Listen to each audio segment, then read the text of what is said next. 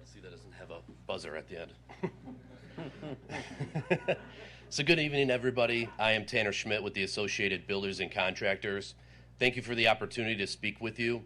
I'm here to discuss Local Law 10, and I've submitted expanded comments to you. Tonight, I'm just going to hit on 3 bullet points that are critical to understand, starting with the 30% graduation rate. So for merit shop or open shop contractors, those who are not signatory to a union, who manage their own program, the cost per apprentice is somewhere between $45,000 and $80,000 depending on the trade. It can also take up to 18 to 36 months for the DOL to approve an apprenticeship application. After that, it can be an additional 2 to 5 years for a contractor to graduate an apprentice. The DOL also regulates that companies with programs must follow a ratio of apprentices to journeymen. This is far more difficult for MWBE firms who are smaller than typical contractors and therefore have far less journeymen.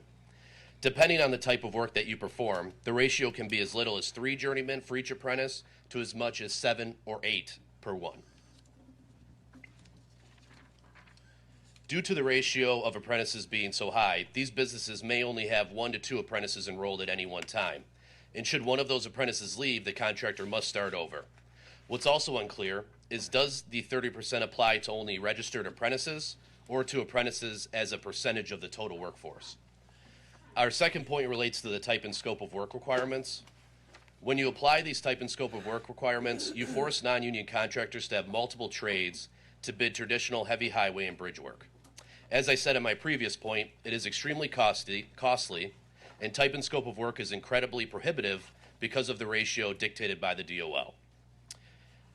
You are also looking to require every contractor to have graduated 3 apprentices each year in the past 5 years. For any contractor not signatory to a collective bargaining agreement, that is a virtually impossible standard to meet. That is due to the ratio issues imposed by the DOL and the length of the apprenticeable trade, which can be up to 5 years.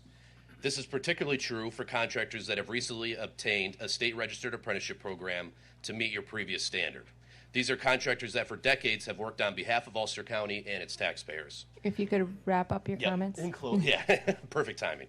In closing, we encourage you not to pass Local Law 10 and instead leave your current standard in place.